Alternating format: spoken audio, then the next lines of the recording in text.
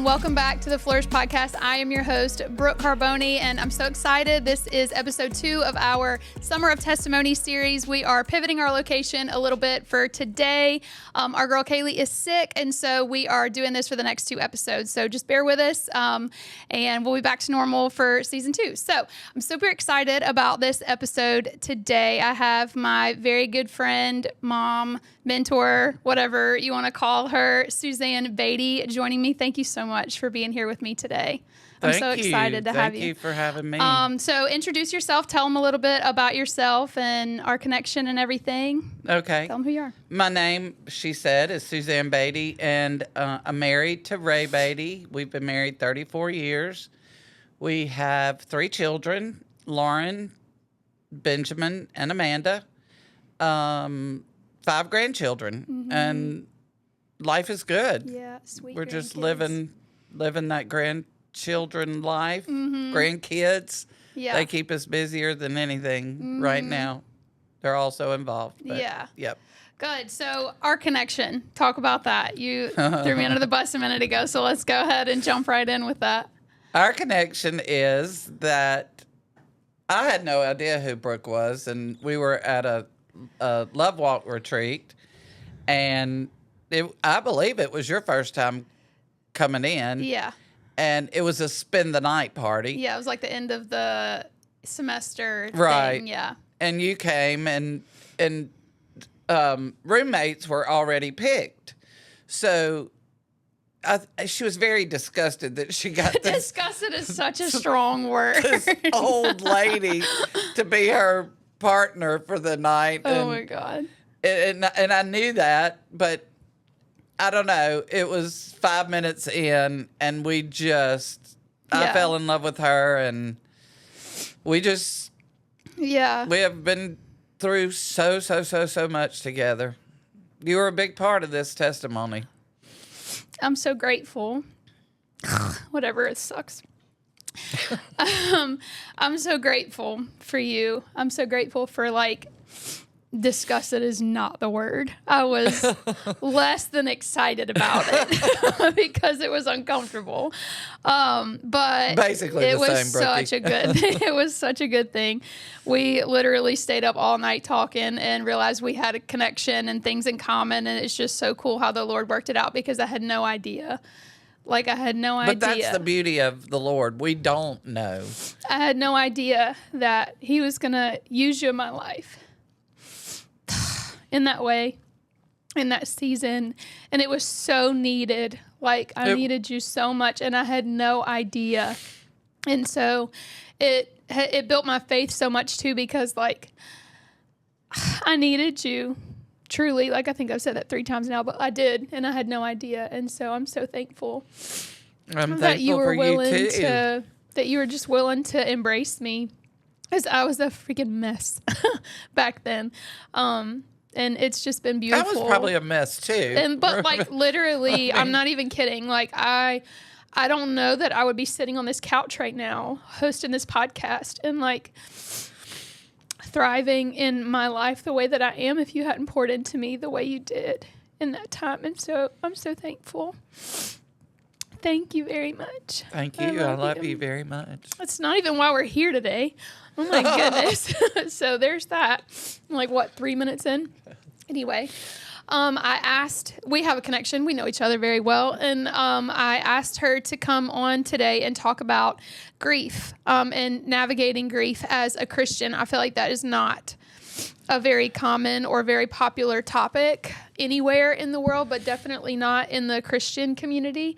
And so I think there is a very large audience for this topic, not even just in the way that you're going to be speaking about it today. I feel like grief hits us in so many different areas, not just with loss, but with lack in a lot of areas too. And so I just want to lead with, if you're navigating grief in a way that does not pertain to loss, this episode is for you as well. So I'm going to throw it over to you, and you can start wherever you want. I don't really know where to start other than the very beginning, I was a caregiver for my mom for 11 years, and this particular time, Ray he did a lot of traveling with his job, and I'd never gotten to go anywhere with him. And I got to go this particular week, and we went to Chicago, and it was wonderful, and everything was great. But leading up to that week, so many really weird things happened. Part of it being that the Lord kept just beating at my heart to talk to Benjamin about his salvation, because Who is Benjamin? Benjamin is my son that we lost in April of 2010. You know, okay, I got off track. It's okay. They can do it. I'm just going to interject every now and then That's with stuff good. so that they know who it is. Right, You know, and right, like they have right. context and everything. Okay, so where was I going? Okay, I was in Chicago. Okay, It's all good. Talking about his salvation. right. The week prior. So the week prior, you know, I felt the Lord really pressing on my heart to talk to him about his salvation, because I remember when Benjamin was saved, and sweet Ann McDonald, she led him to salvation, and, you know, it changed him. He cried for like 3 days because he couldn't believe somebody could love him like that. And I remember like thinking, this is deep. This is really deep for him. And so I was frying pork chops. And when he came in from school, every day we sat around the kitchen table, and he was in college at the time. And I just looked at him and I said, Benjamin, the Lord has pressed upon my heart to talk to you about your salvation. And I need to know that if you died tomorrow, that you know where you'll spend eternity. And he looked at me and he kind of laughed at me and he said, Mama, I know I'm not where I need to be. But I promise you that I know who Jesus is.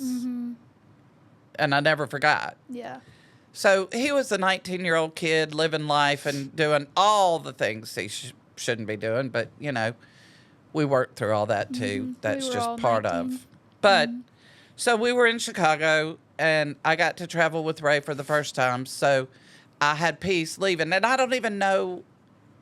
It was the Lord. I mean, he knew that I needed to know the answer to that question. Yeah. And I didn't know why I needed to know the answer to that question. Right.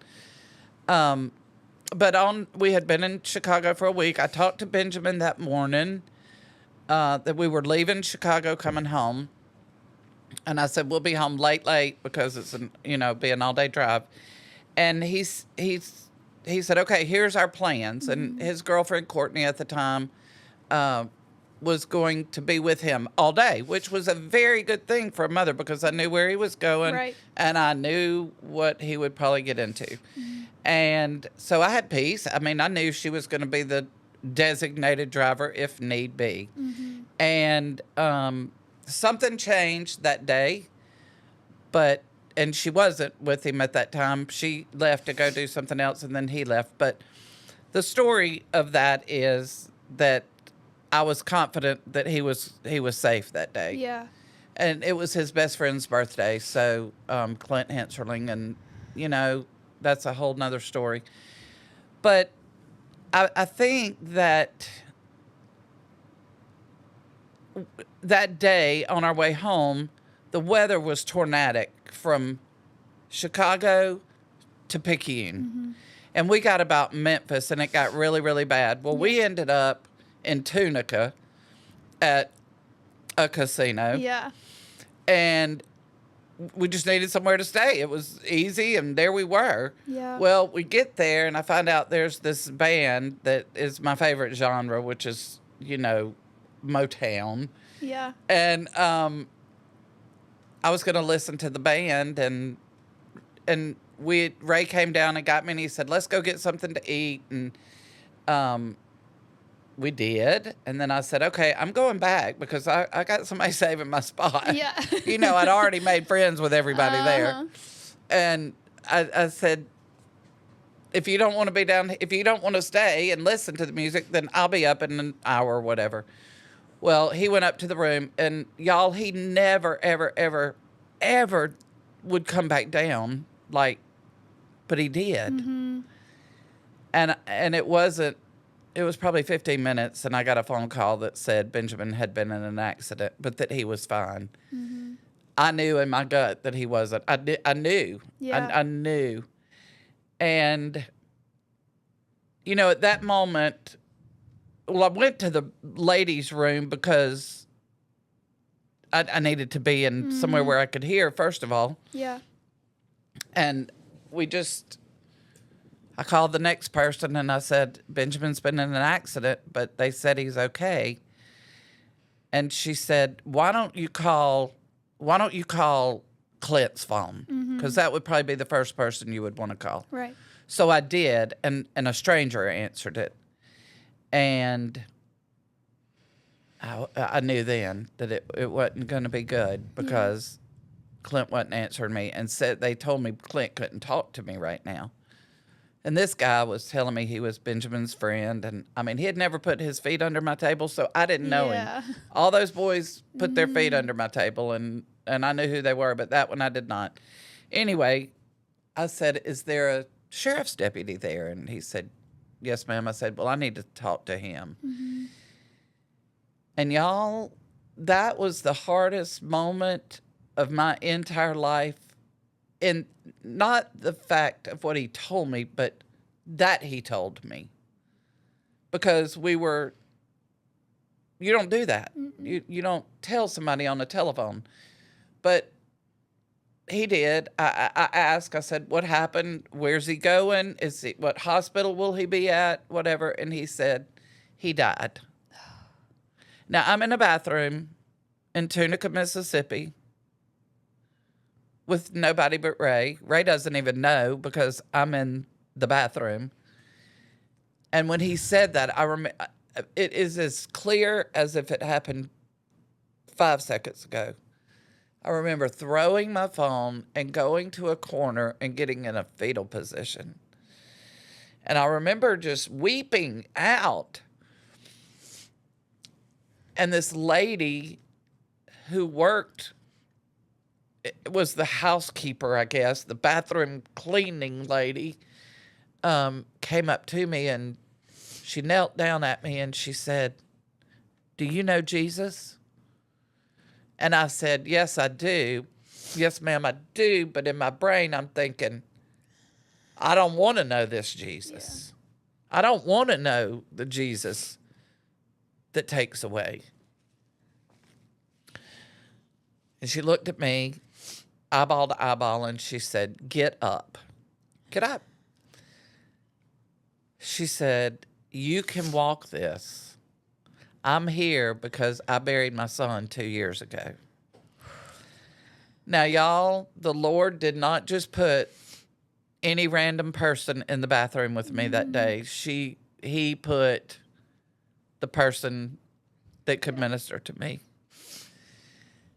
And then, you know, I got up and I got really sick. I was just so sick. I was in the bathroom and there was this lady, and I don't even remember a whole lot about her, but I just remember that she would pull my hair back and she was wiping my face and she was talking to me and encouraging me and saying, you know, because of God, because of Jesus, you can do this. Yeah. You can do this. And I guess I don't know where Ray was. I don't know if he came to the bathroom and they told him I don't know. But anyway, they took me out of the bathroom and put me in a wheelchair. And I'm like, I don't need a wheelchair. Mm-hmm. I mean, I just need to get to my room. I need to get my stuff and I need to get to my kids. And I guess in that moment, that woman, I don't know her name. I can't see her face anymore. Mm-hmm. I never got to thank her. But she was the one that made the impact that I turned from I don't want to know that Jesus to he's the only one that's going to be able to walk through this with me. Yeah. I can't do this alone. I mean, I couldn't. So anyway, I'm in a wheelchair and all these people are around, and this woman that was with me in the bathroom stayed with me until we left to go to our room. Yeah. But there were the really amazing part of it was that this hotel was trying to get us an airline ticket. Yeah. And they wanted us to, to be able to fly home and get home to our people. And they came back and said the weather was so bad that we couldn't get a flight.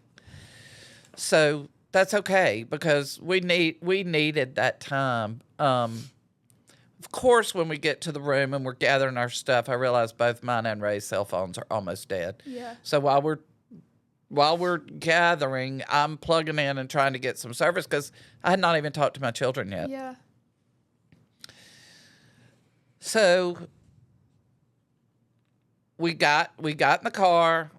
We had to stop I don't know how many times because I was so sick. I was so sick. But, Ray, God love him, he was so steadfast in the fact that he knew he had to get me home. Yeah. And we had a 6-hour drive ahead of us. I mean, that was horrible. So then my friends started calling, and they're like, we have somebody working on a flight to meet y'all in Jackson so that we can get you at least from Jackson home quicker. And I was like, it doesn't matter. I mean, it really doesn't matter because we don't have phone service. I'm not going to be able to talk to anybody. Yeah. We were saving every little bit we had, but we weren't going to be able to talk to anybody. And I just said, we'll just come home. Yeah. Well, my girlfriend, Susie Wilkes, called me and she said, when you get to Jackson, there's a quick stop on the left-hand side of 49. And she said, pull in there and you'll be able to get a phone charger. Because nothing was open. I mean, it was probably midnight when we left. I don't know. But that time from when we left the hotel to when we met, when we stopped to get the phone charger, Ray was steadfast and he let me just throw it all out there. I was probably the ugliest human being that had ever been. Yeah. But I held on to that lady. Yeah. The one that met me in that place.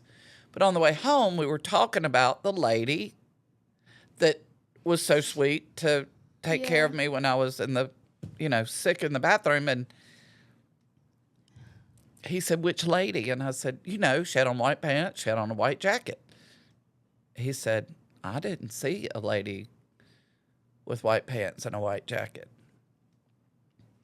And I said, well, she stood right behind me the whole time and when I was in the wheelchair. And when we got ready to leave, she said, because of Jesus, you can walk through this and he's going to be with you. And I will hold you tight. Well, y'all, nobody saw her but me.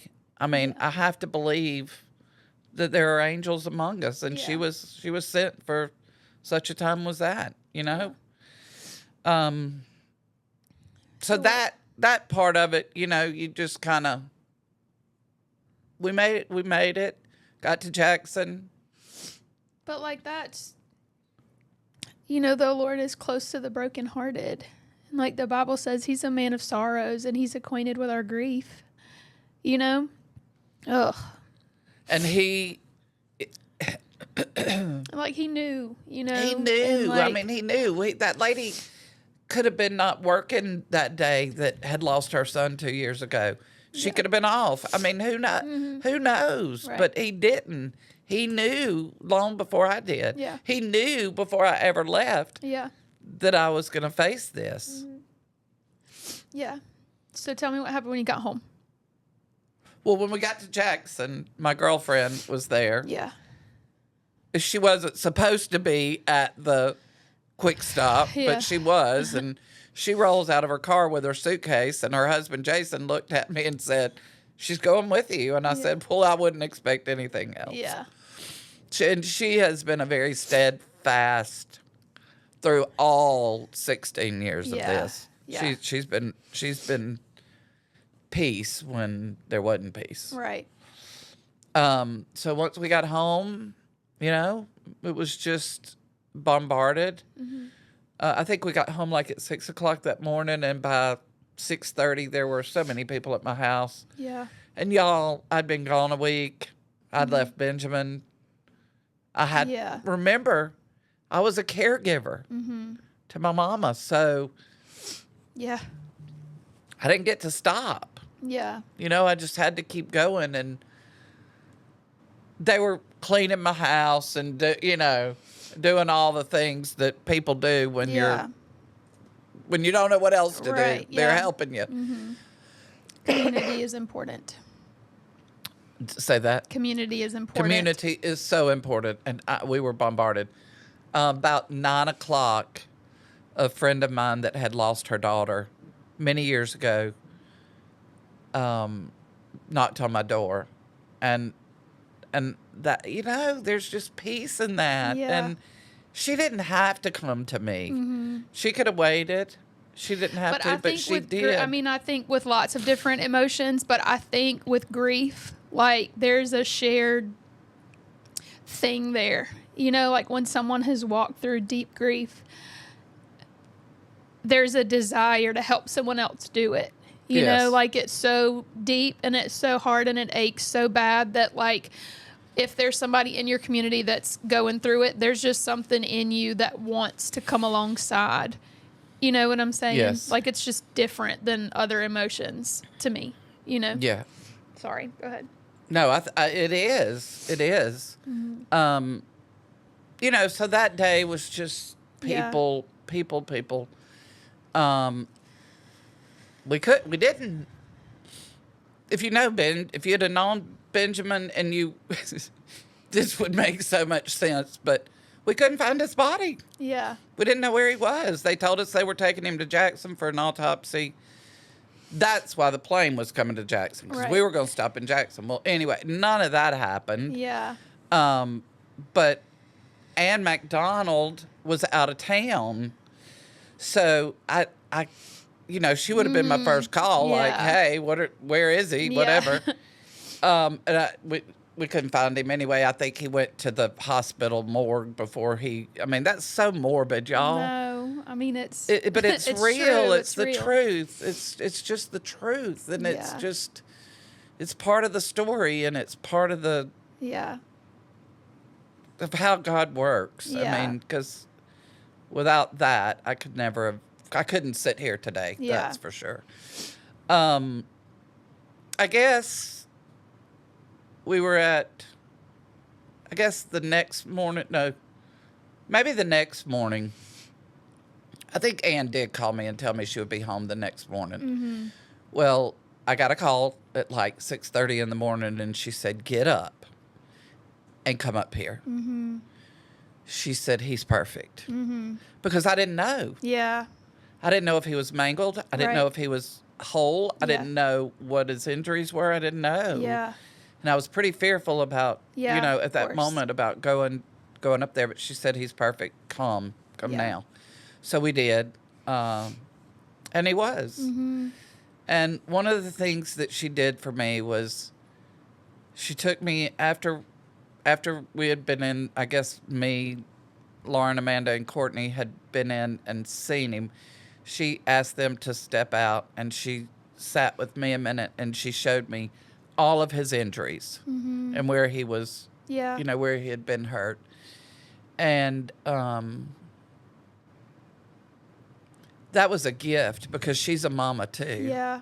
And she knew my mama heart right then and there that I needed to see. Yeah. You didn't want I to have needed to to wonder. see him. I didn't want to wonder. And so she left me with him, and y'all, I just held him and wept. Yeah.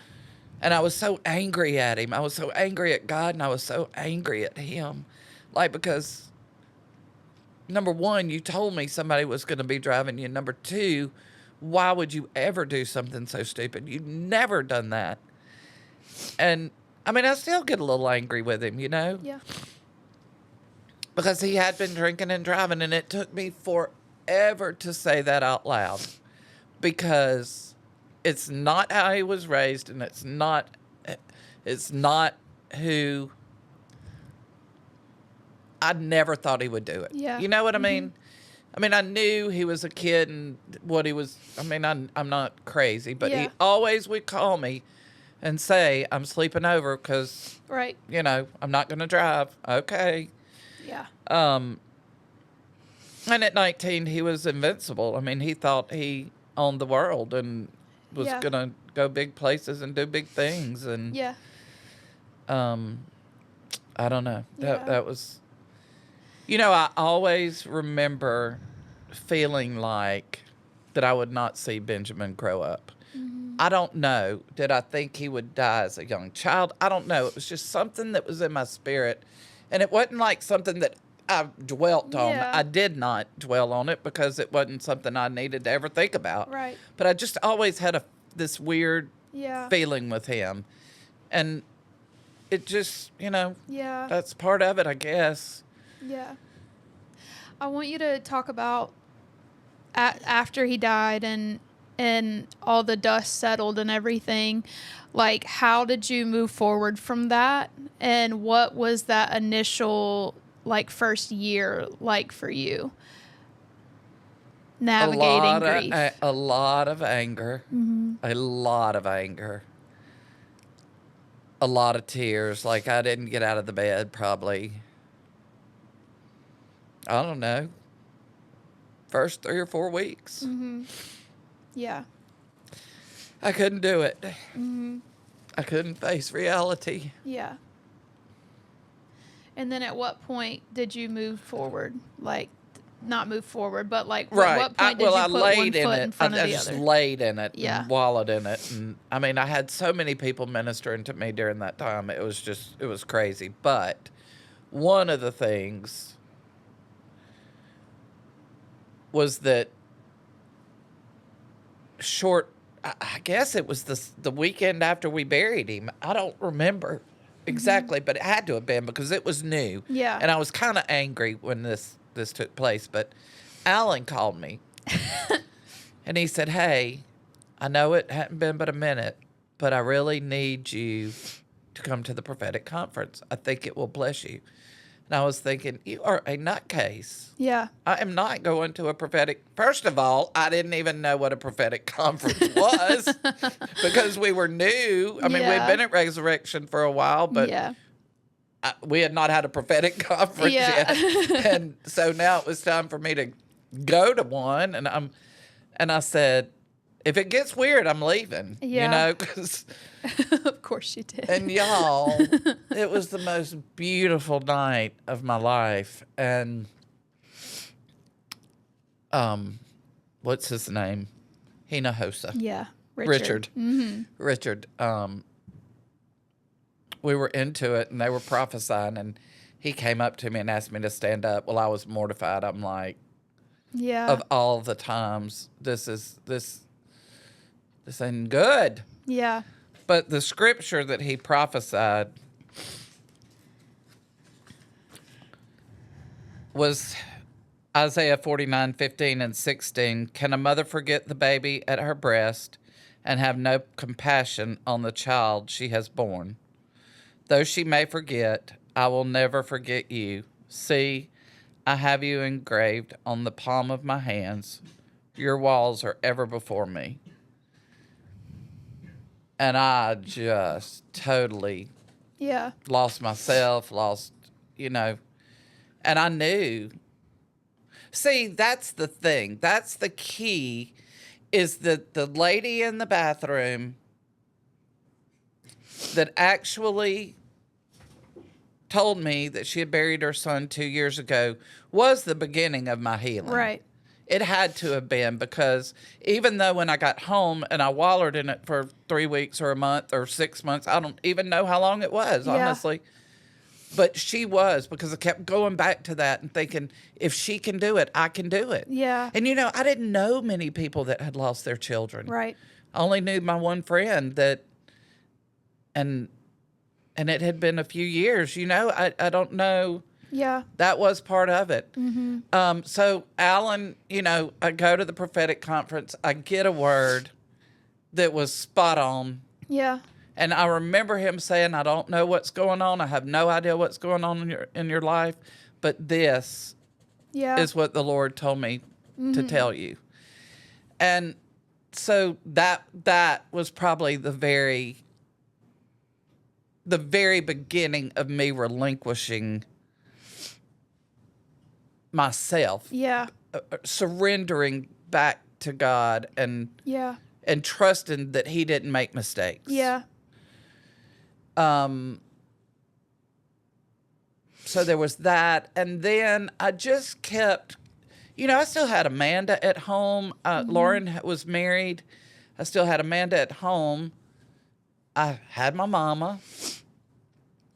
So grief was weird for me because I didn't get to experience grief like most people do. Yeah. I had to jump right back in after Yeah. we, Life left doesn't the stop. cemetery. Life didn't stop. I Yeah. mean, I wanted it to. Yeah. I couldn't figure out why everybody was still going when I was Yeah. broke down deep, But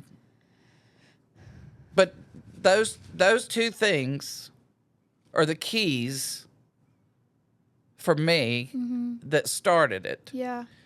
So after the prophetic conference, it was probably a week or two later, I guess we had gone to church, and Manty Hayes at the time was leading a Bible study called Love Walk. And we were sitting at we were eating dinner. Yeah. And I remember just jumping up, leaving my plate, and saying, I've got to get out of here. Yeah. I've got to do something for myself. And I went to that Bible study, and I walked into a room of people that I did not know. Same. Did not know, And now when I think back on the people that were in that room that night, man, they were a huge part of my they're a huge part of the testimony that I'm still sitting here today, because I walked in a mess, and whatever was supposed to happen that night didn't happen. I can promise you, because I laid in the floor and wept, and they sat around me and prayed over me for hours. Yeah. If I remember correctly. Yeah. It was a pivotal turn, Yeah. because these were strangers, and they cared enough to take my pain and to help me help me get through it, because everything was chaotic. Yeah. Everything was so chaotic in my mind and my spirit, and just every part of my life I felt like it was chaotic.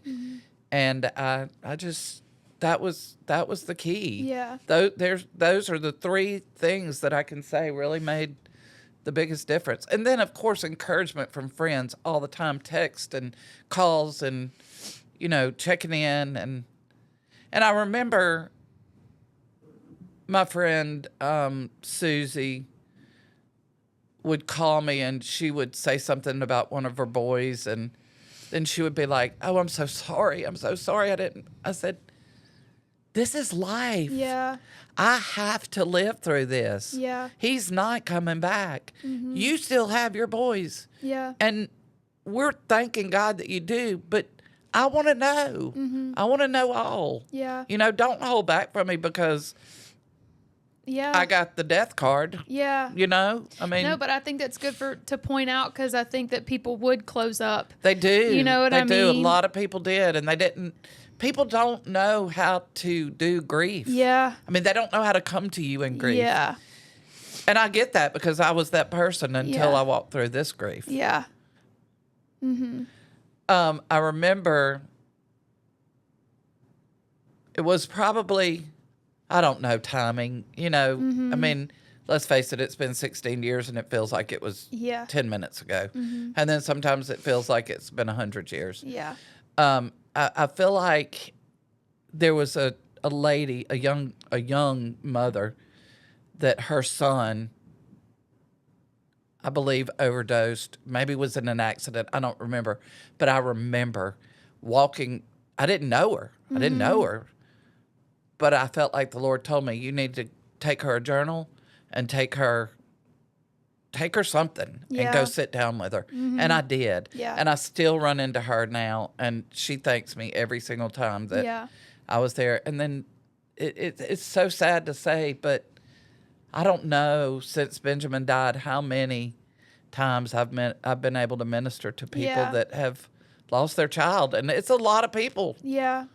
It's a lot of people. I say all the time, the enemy is after our young men. Yeah. Because Benjamin would have figured out life. Yeah. He was in college. He would have figured it out. Yeah. And he would have been a successful man. And the enemy knew that. Yeah. And then it was just one right after the other, Yeah. after the other, after the other. It was so much, so fast. But thankfully, God healed my heart, or began healing my heart. My heart, I don't know if you ever I don't know the answer to this, but I don't know if you ever completely heal Yeah. from losing your son or your daughter that you didn't get enough time with. Yeah. I believe it's always a grief that holds. Trust me when I say that the Lord has healed me, Yeah. but it's still a grief that I hold on to. And I think that's And a I'm- valuable thing to say, because I don't want to give the false expectation that like this is ever going to be easy. It's not. You know what I'm saying? Or like, hey, you get to this point and like, okay, grief is over now. And then you move forward. But there are people that will tell you that. Yeah, but that's why I'm so grateful that you're here and you're willing to be honest about this, because I don't want to give people the false expectation that it's like, okay, you'll get to this point where it's like, okay, I don't feel it anymore. If that is the case, I hadn't gotten there Yeah. yet. And I don't know that I ever will. But I want you to talk about, because I want them to hear, I want our listeners to hear that like that's 16 years ago and the Lord still has not left you in that. I want you to tell them about the flowers. Okay. Well, first, can I tell them about... Yeah, tell them whatever you want to tell them. let me tell this. So, first, 2 years after Benjamin died... Well, she was born 2 years after Benjamin died. But Lauren had the most beautiful bundle of joy, Ansley. And that between those three things and Ansley were definitely, she was definitely key. Yeah. Absolutely. I told her this today after her awards day. I said, I don't even know if I've ever told you this, and I don't think I had, that you are a huge part of my healing. Yeah. So... We're a mess because Ainsley's in the room right now. So. Ainsley's probably a mess too, because she's never truly heard this story all the way through. Yeah. She's heard bits and pieces, but never the whole thing. Flowers. So it was so the house that we live in, my brother built, Yeah. my parents lived in, and then we moved into it. And you know, I always looked for God winks, is what I call them. Yeah. Through this, and I still do today. But the first year, it may have been the second year. I refer to it as the first year, but I think he died in April, and it may have been not the next one, but the next. Not sure on the dates, but I kept seeing this green growing out of the grass in front of my master bedroom window, and there were no flowers there. My brother never planted flowers there. My mama didn't plant flowers there. It was just a plain old two windows upstairs and downstairs, and nothing out front. But I kept noticing this green thing growing, and it kept putting these stalks out of it. I had no idea what it was.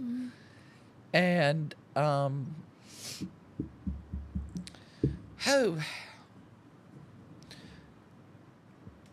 it was the first year because it was one.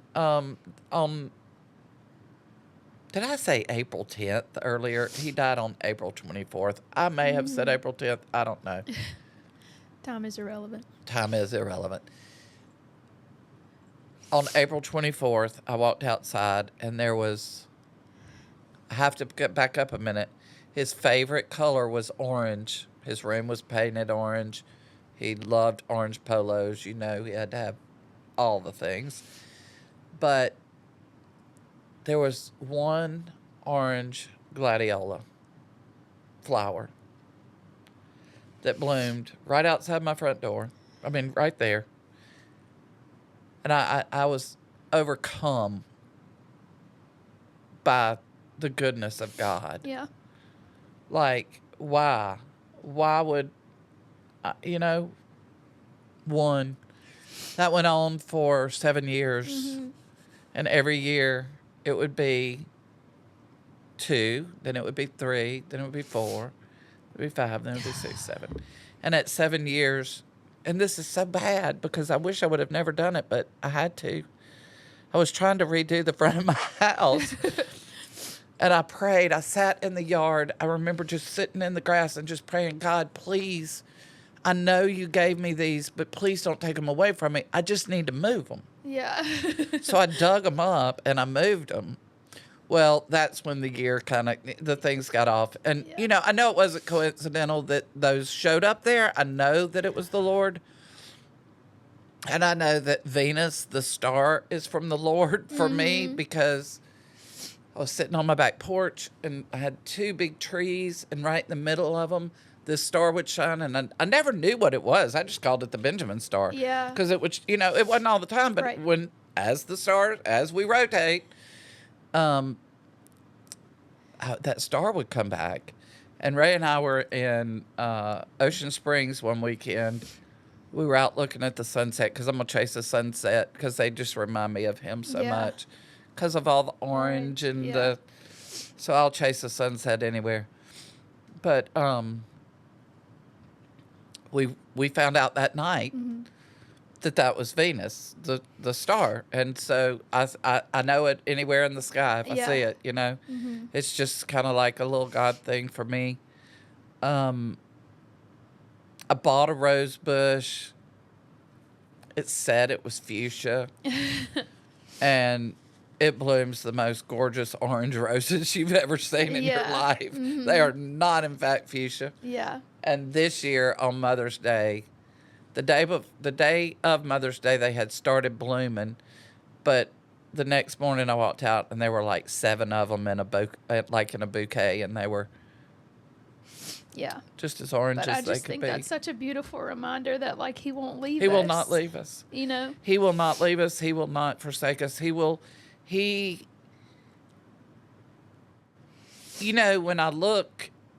I looking back on it now, I do feel like so much healing has happened. But Benjamin is in our everyday life. Right. We didn't leave him at the cemetery and say, thanks for the memory. I don't know. Yeah. But we've carried him. My grandkids know him. That's been so important for me. Yeah. That they know who he was and what what kind of guy he was, and that he would adore them because he loved children better than anything. And no, I got to go back to one thing. Back when Susie got in the car with us in Jackson, it's so random, but probably 5 minutes down the road, she said, do you want to talk about pallbearers? And I said, we don't have to talk about them. Yeah. And she said, why? I said, because right before I left for Chicago, Benjamin and Courtney sat at the kitchen table and planned out who would be in their wedding. Yeah.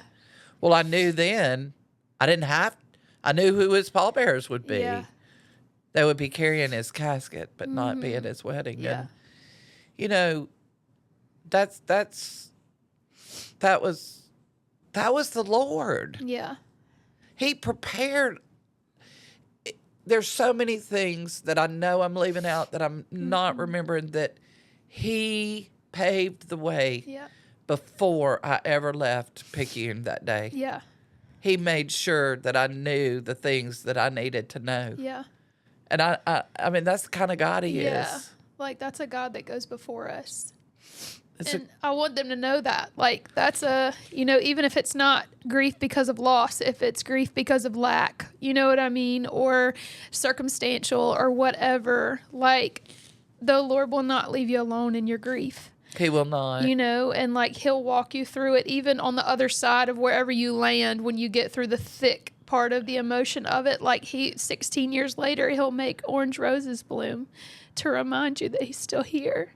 And this year, my gladiola came back and I didn't move it. Yeah. I mean, they still bloom over here in the backyard. Yeah. But that one I pulled up, he brought it back this year. Yes. And just like, like the Bible says that he's the man of sorrows and he's acquainted with our grief. And so I just want to encourage, and I'm going to let you do that as well. But like, I want to encourage our listeners, like, don't let grief, let grief draw you nearer to the Lord, not pull you further away, And that was hard. Yeah. That was hard. I mean, if I'm just being honest, that was hard for me because I wanted to trust him.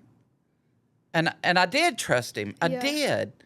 But in self, I couldn't figure out why. Why did he pick me? Right. Why did he pick me to lose a child? I didn't want that. Yeah. That was not the plans that I had for myself. Right. But that reminds you that our plans are nothing he's always got the better plan.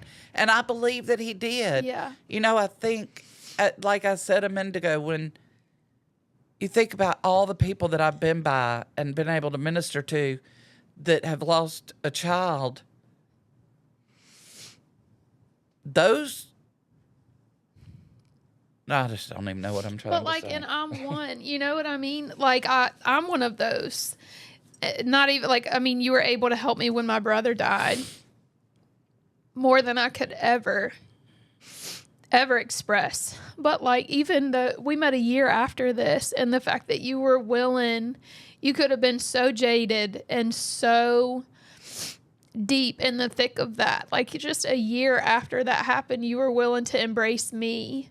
Like, that's only the work of the Lord. After losing a child and then being willing to embrace one that's not yours, like that's the work of the Lord.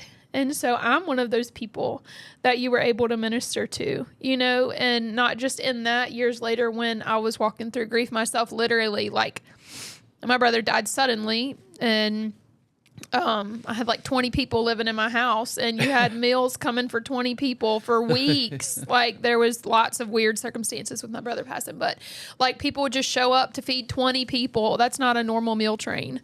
Like, I had all these people living in my house, and you just had it was just there. I didn't even have to think about it. And so the fact that like you've let the Lord lead you through this to the point of being able to bless other people walking through it is just a beautiful thing to me. And I'm grateful. It's his story, It's his story. I know. And I know when we talked earlier, I told you that, how did you get through it? It was truly God. It's a God thing. Yeah. Because in my flesh, I would not have. Yeah. But I had to surrender. I had to surrender to trust him. And that is one thing I did too. I went to a grief counselor one time. Mm-hmm. Friend of mine, Susie again, bless her heart, you get called out. She had a lady at her church that had lost her child. And I went to her and I sat with her and I said, I really don't need counseling. I have one question. If Benjamin would have been walking down the road, flying in an airplane, in the military, playing football, Any other would way. he have died? Yeah. She said, the Lord has our appointment. He knows our days. Yeah. He knows our days. Do I Yeah. think we won't even go there, but that gave me all that, that filled me with peace that he doesn't make mistakes. And that was the thing I wanted to say is he does not make mistakes. Mm-hmm. He absolutely is who he says he is. Yeah. And all of his promises are truth. Yeah. And to be able to surrender all of that and lay it down and let him lead me instead of me trying to lead him, because I'm really good at that. Yeah. Because I always think I know better, which is why would I ever think that? But Yeah. we do. It's our flesh. Yeah. He is good. Yeah. He is good. And I still have angry days. I'm not on the other side. Yeah. 16 years later, am I better?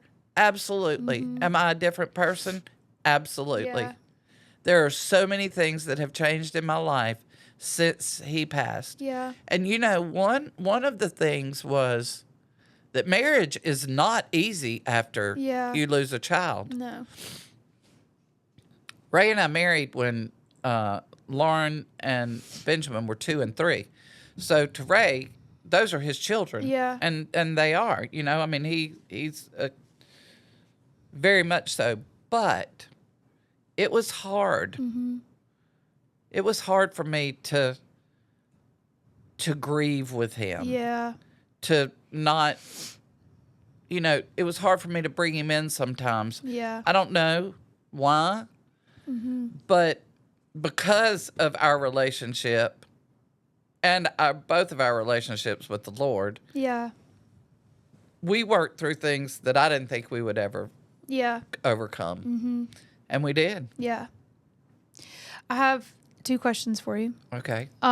What is something that you would caution someone navigating through grief as a Christian or not? What would you caution them not to do?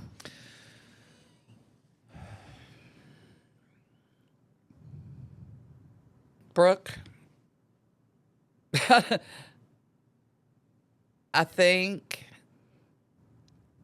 that the biggest thing that just automatically came to my mind when you asked that, and of course I'm sitting here thinking what it would be, but I know it's, and if you're not a Christian, that's okay too, because you still don't need to do it, but do not alienate yourself. Do not put yourself in a corner and not come out. Yeah. People are out there to love you, and they want to love you, and they may not say the right things, and they may not know how to talk to you, but they're there. Yeah. And they want to love you. Yeah. And I think that's the biggest key is you can't alienate yourself, because I wanted to. That's good. I wanted to. I mean, I can't tell you how many times I went in Walmart or Del Champs or wherever grocery stores were 16 years ago, and I would have a buggy full, and I'd just have to turn around and leave because I couldn't do it. Yeah. Couldn't do it anymore. Yeah. I'd done the best I could, but I'd have to leave my buggy and go to the car because I couldn't. Yeah. I just couldn't. And I feel like I tried to alienate myself, but that is where you do not. That is the one thing. Yeah. Do not alienate yourself. And Let then, people love you. Yeah. And then closing out, what is something that you would want to say to our listeners to encourage them if they're navigating this, whether it's because of loss or lack or circumstances or anything like that? What would you have wanted someone to say to you? You got to get down and dirty with it. I mean, you just for me, I think that month that I took just trying to hide out was probably was a good thing for me looking back. At first I didn't think so, but I think that was probably a good thing.